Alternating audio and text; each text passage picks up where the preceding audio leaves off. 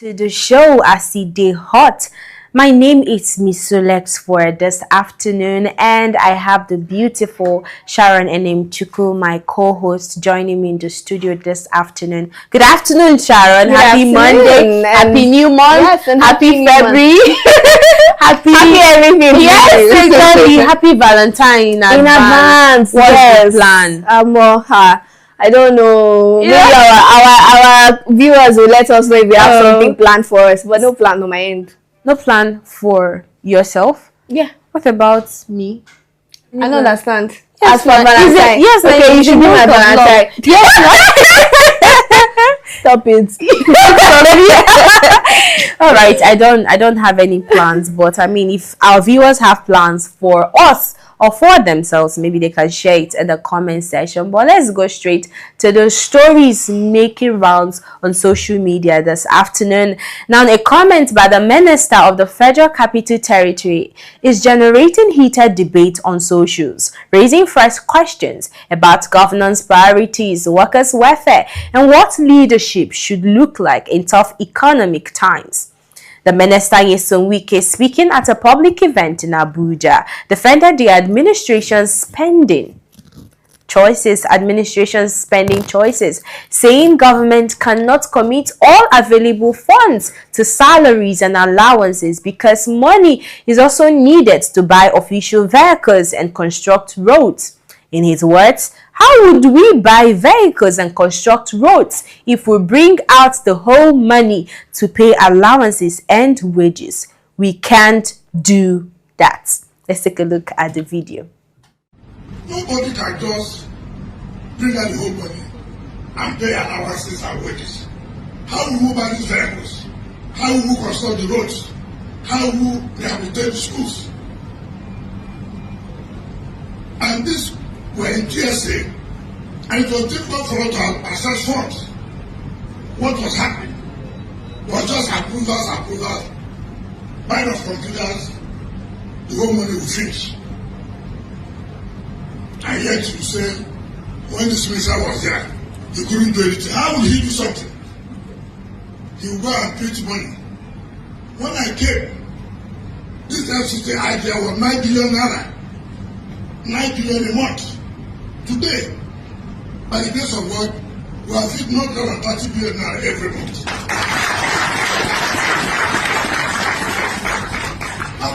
What is called performance? What is called performance? So if we have 30 billion, and then we move 2 billion naira to augment for salary, and then we okay, remove another 12 billion naira for infrastructure. Meanwhile, political debate has intensified around the lifestyle of Nyesom Wike, Minister of the Federal Capital Territory. Social media is awash with images suggesting that Wike has added a Mercedes Maybach to his fleet months after being linked to a Rolls-Royce purchase. Now, both vehicles carry price tags, though to run into hundreds of millions of naira. Supporters say he is entitled to enjoy personal wealth earned over years of public life. Critics, however, argue the optics couldn't be worse, coming at a time when ordinary workers are reporting delayed or unpaid salaries, rising inflation, and hardship across the country. Now, while no law stops an official from buying luxury vehicles, political observers note that leadership is often judged not by legality but by empathy and relatability. In an economy under strain, many Nigerians are left asking, should leaders wear luxury when citizens struggle to eat? Let's take a look at the new acquired Maybach by the Minister of FCT.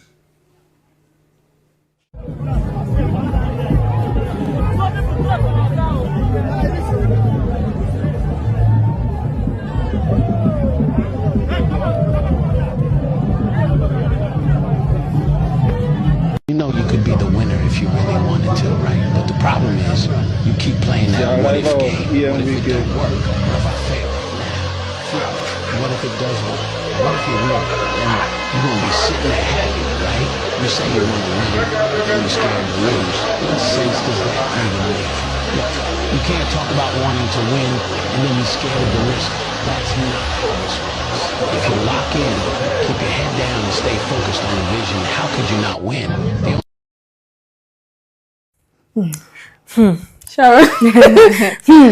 Wow, this new purchase of his has reignited a lot of public backlash. A lot of people saying that, I mean, there are workers as of last week that were protesting in the office of the Federal Capital Territory, saying that their salaries and wages have not been paid, and Wike coming out to say that he cannot that he needs to buy vehicles. If he should pay salaries and wages, how will he construct roads and buy vehicles? But now he has gone ahead to buy a new Maybach after purchasing a Rolls Royce. Sharon, your 2%. It is because, right, we have already come to that point in our lives or as a people that when politicians do things like that, it is no longer surprising.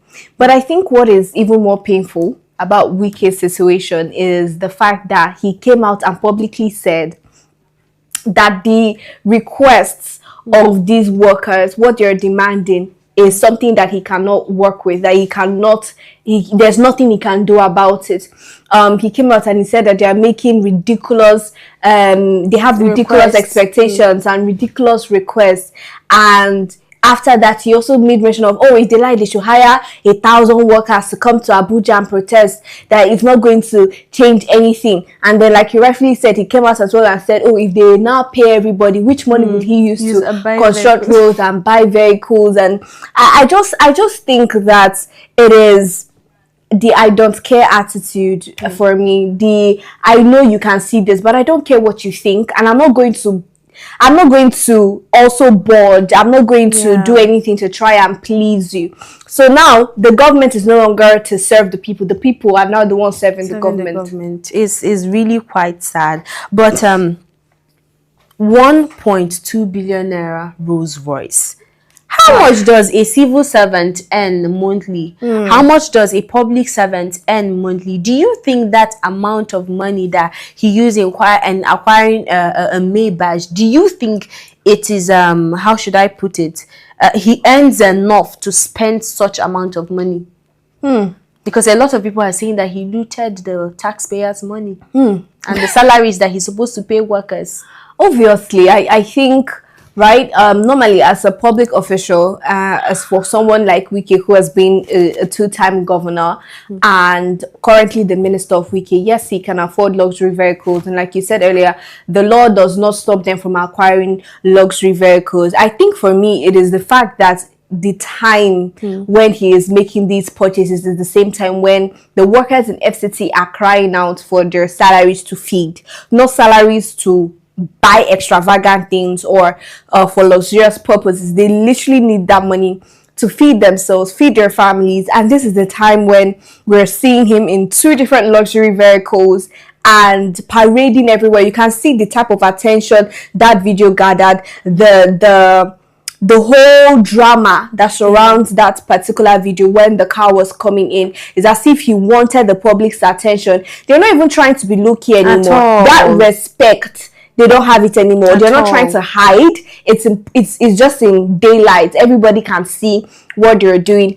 And I think for someone like Wike, who over the years we know he doesn't care, and his mouth is not even something that he hides, he's always quick to say where he is standing on anything at all. Maybe tomorrow we're going to see another press conference, because I said it before and we actually did see a press conference. So he would do a press conference to come and explain why he has that. Remember that the house that we saw in Florida belonging to Wike, we've not heard anything concerning that. It's his forefathers' inheritance. He inherited it from his forefathers. But I think this is quite insensitive.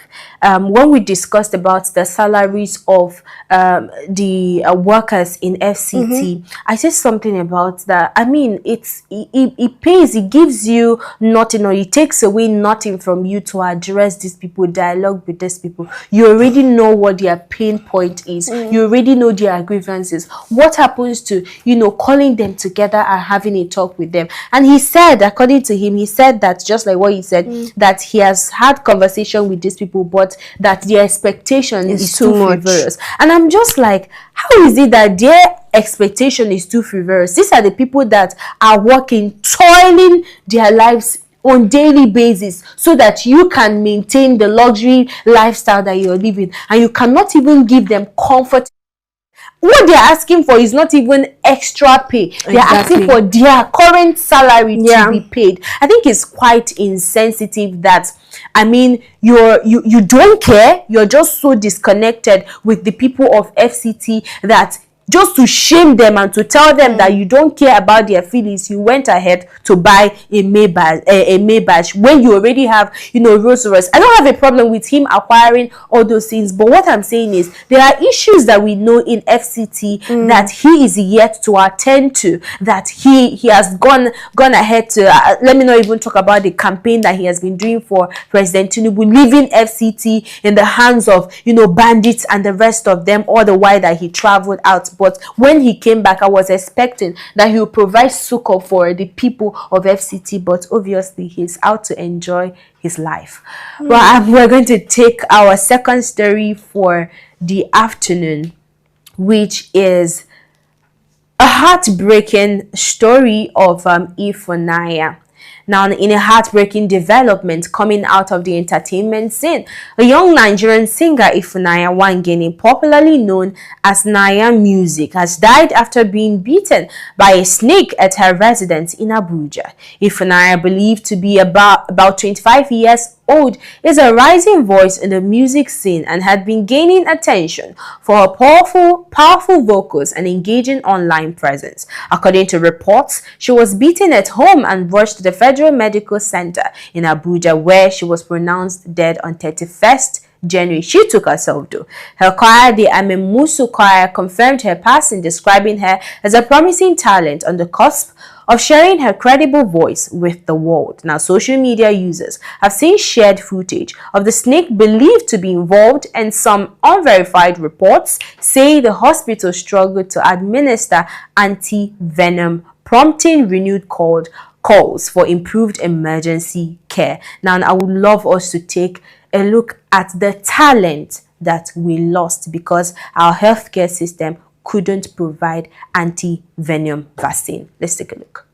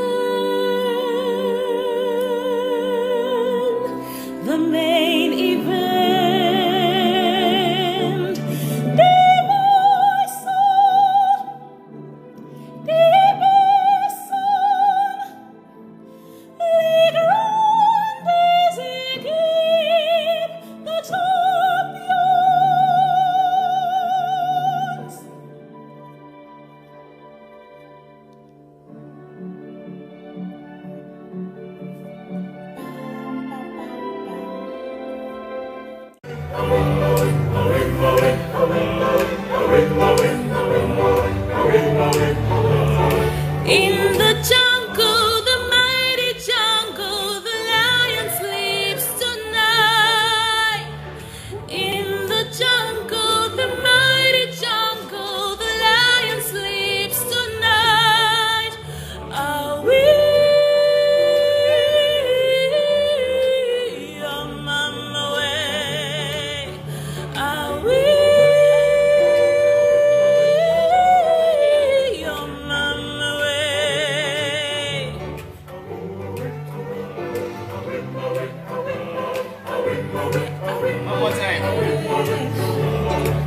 Tragic story for Nigerians and the entertainment industry.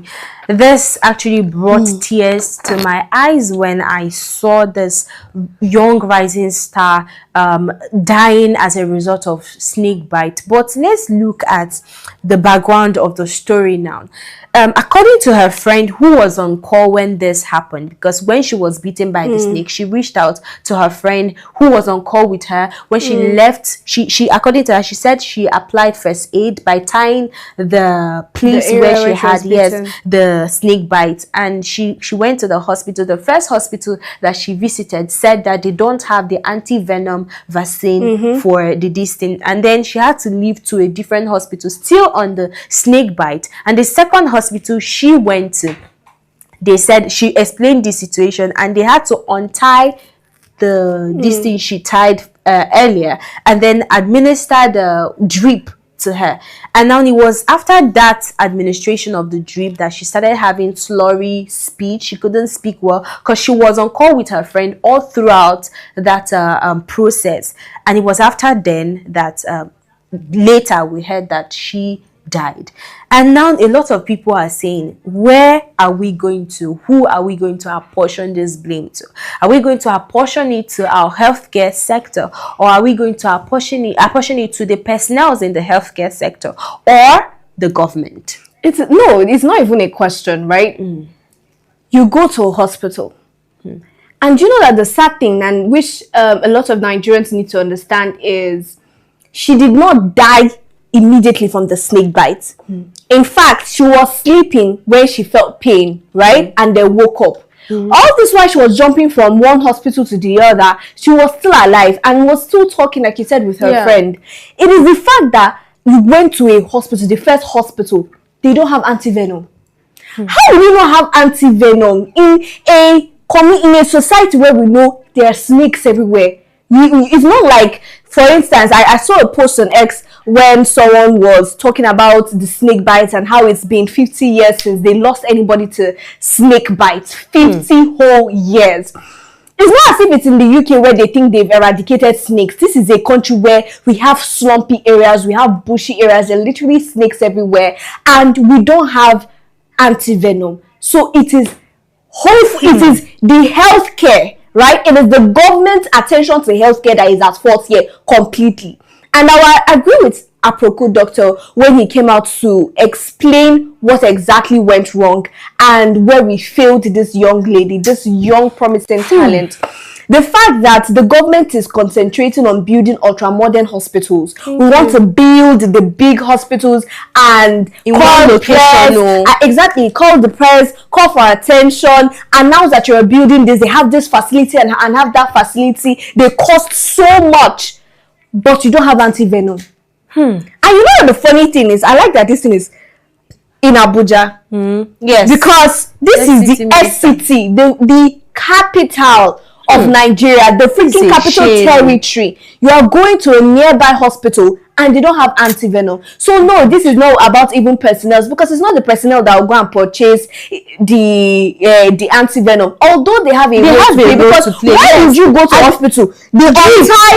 They untie you that you were bitten by a snake. They untie you and they put did you made it flow? Yeah, I in her body. Because why if the ones that we know, and I'm not even a medical practitioner, if you are bitten by a snake, you just wrap it until you get anti-venom. Exactly. You know you don't have anti-venom. Do you know what will be the worst part? Is if they now find out that hospital didn't even have the anti-venom at all. Maybe they don't even collect money. Maybe they just want to collect money. That would be the saddest part. And you know, okay, before I even talk about what we should do to them, let's just still talk on this first. The fact that Nigeria as a whole, our FCT hospitals, we don't have anti-venom. What a shame. It's a very big shame. And to think that she went to the first hospital, she took herself. It's not like she was. She took herself. You know when you think you are save her life, thinking that maybe she can't walk or she was walking perfectly. She fought the fight. Went to the first hospital. There was no anti-venom. Went to the second hospital. They now had to remove the first aid treatment she administered herself and then applied drip to her, administered drip to her. And according to research, the research said that it was that drip that spread the entire venom. And when you remove that thing, you've given room for it to spread through the veins and other parts of the body. And that was exactly what happened to her. And the reason why I asked you, who do you think is to be blamed? I think first of all, I am going to blame the government. First of all, because we talked about how Abuja is the capital, the federal capital of Nigeria, and how such a thing should be arousing in Abuja itself. Now, I was expecting that in Nigeria, and a working system, unlike other countries that, is working, is supposed to have anti-venom, all these vaccines. But the government now cannot provide 24 hours electricity. And that is why you see these hospitals, they don't have this kind of this thing. I made this kind of vaccine. I made some research, and they said that anti-venom is more like a protein that you administer to somebody that was being bitten by a snake, and is being kept in a temperature, a controlled, highly controlled temperature, and which is more like in the freezer. But tell me, in Nigeria now, which state, like I said in the morning when we were discussing about electricity, have 24 hours power supply? But I understand what you're saying, but I don't think really it's the fault of them not having fridge, because they do have fridge where they store blood and store other things. But what I'm saying now, yes, we have fridge that they store other things, but is there constant power supply? If you make research on that venom, it's the temperature is how should I put it? It's supposed to be in a freezing area. So it's not all hospitals that have that. I've gone to some hospitals that they will tell me, oh, there's a certain vaccine that is supposed to be in the freezer, but they don't have light to put it in the freezer, so they don't get it in the hospitals. That is why you're seeing all these type of things. You will not see them in all these hospitals. So number one, I'm going to blame the government. Because if light is being provided just like what a normal country should provide, this should have been averted. We would have had anti-vaccine, anti-venom in hospitals. That is number one. And number two, I'm going to blame the healthcare personnel that administered that to her. I believe that when somebody comes and explains the situation they're having, because I believe they asked her questions and she was able to, answer those questions. They ascertained that, okay, this is exactly what happened. This is the type of snake that bit her. What are you going to do at the first instance? That is where I'm blaming them. While removing that particular thing, it shows that there is no professionalism in. They don't know what to do. They don't know exactly what to do. And this thing of selfishness, because another thing I see playing out here is selfishness. You want to get the money instead of you to say, maybe I don't have this is the hospital I feel will have it. It would have saved her life. But it's really, really, really, really tragic that in this time people are dying of simple things that can be avoided. 2026. See, I don't think we should let this matter die down. You see that hospital, I will say this before, I've said it before and I'll say it again. Nigeria does not have the culture of suing people.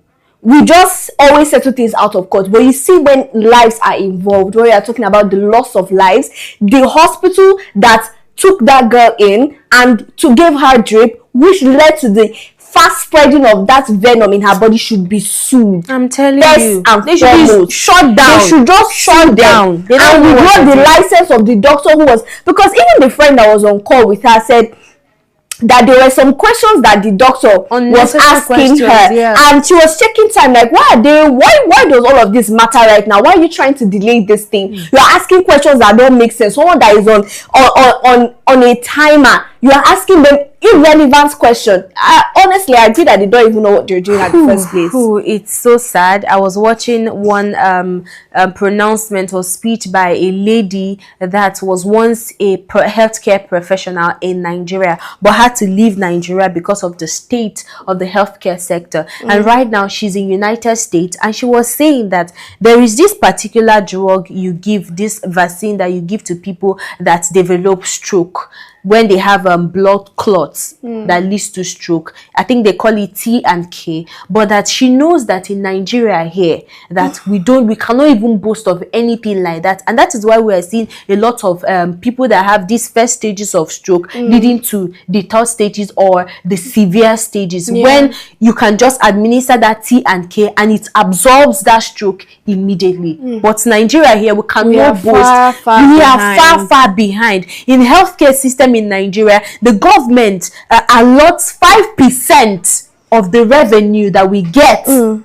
healthcare, But when it comes to buying Rolls Royce, when it comes to traveling across the country, when it comes to spending frivolously, that is when you will see them in action. And when it comes to, I'm still pained by what happened. I think that should be Benin Republic, when the president sent troops to go and quell the what is it called, the coup attempt. I think that should be Burkina Faso. I'm still pained that up till now we are yet to fight a lot of things that are troubling us in Nigeria, that we have to go and help other countries. There are other countries that Burkina Faso would have called upon to assist them, but Nigeria has to rush to go and see. Yes, when Nigeria are here, we are bleeding on a daily basis. And this, like I said, is really a sad and tragic story of a young lady, promising star. I listened to her voice. I was having jitters in my body. I'm like, this is the voice of an angel.